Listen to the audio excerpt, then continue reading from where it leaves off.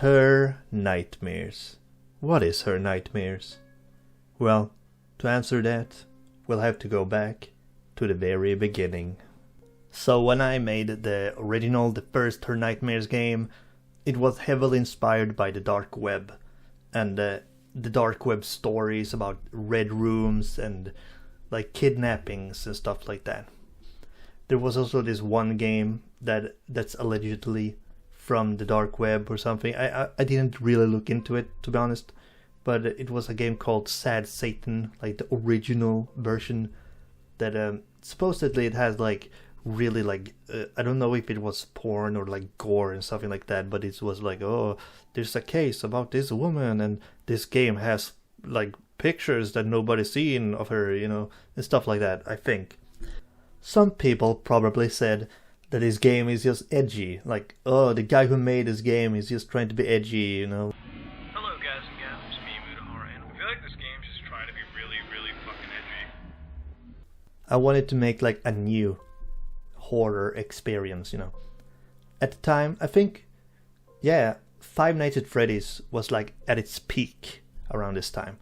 You know, everybody made like their own versions, and like I don't know if like Bendy and the Ink Machine, you know, if mascot horror really was a big thing back then, but it was like everything was so samey, you know, like, oh, it's a Slenderman clone or it's like a FNAF clone, but I wanted to make something different, you know, something that isn't like cheap. Okay, my game has like jump scares. The old one had jump scares, of course, but yeah, it's not that scary.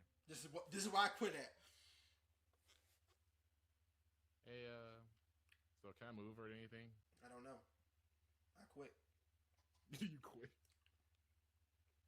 I can't move. Look behind you. Nope, this is about as far as I back as I can move. So I don't want to turn around. You can't turn around? What the heck? literally can't do anything. I don't like this. Oh, you know what this reminds me of? If I start at jump scares and stuff, that wasn't like the main thing in the game. I think there's like one jump scare in the game or something like that. And my game, the thing I wanted, like a lot of games, they want you to feel fear. They want you to, like, you know, be all sweaty and I don't want to look behind my shoulder, you know, that kind of stuff. But my game, I wanted people to like just feel bad, you know, not feel fear. Okay, of course, like maybe a bit of fear, you know, like, but mostly I wanted people to like feel bad for playing the game, like feel down, like sad, and be like just feel like an awful person for like just playing through the game, you know.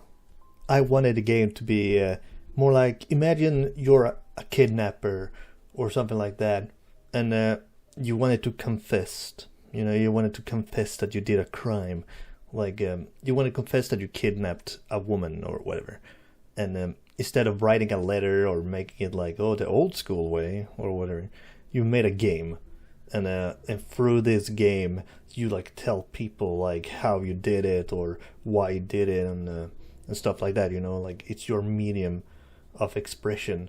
And I wanted this game to kind of like give off those vibes, you know, make people be like, did the thing in this game really happen?